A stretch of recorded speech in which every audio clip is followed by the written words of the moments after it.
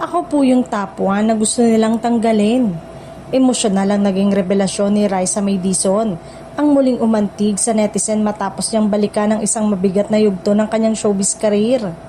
Sa isang panayam, inamin ng dating child star na dumating sa punto na siya raw ang top 1 sa listahan ng mga planong tanggalin sa Itbulaga ng dati nilang management. Ayon sa kanya, hindi niya inaasahan na sa murang edad ay makakaranas siya ng ganitong klase ng pressure at usaping may kinalaman sa kanyang posisyon sa programa.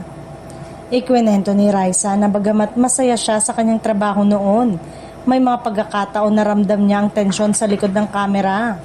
Hindi raw maiiwasan ang mga usap-usapan at desisyon na hindi agad niya lubos na naiintindihan bilang bata pa lamang siya noong mga panahong yon.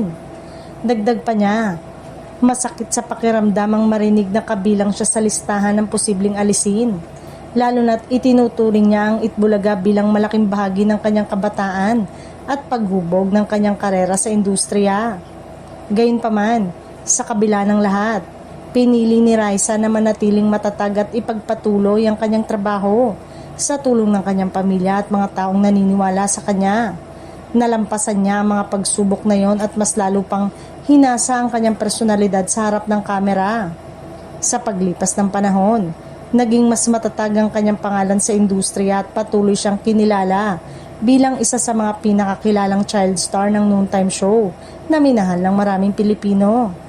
Sa ngayon, muling bumabalik sa kanyang tensyon ng publiko dahil sa kanyang naging pahayag kung saan marami ang humahanga sa kanyang tapang na balikan ang masalimuot na karanasan at gawing inspirasyon para sa mas nakararami.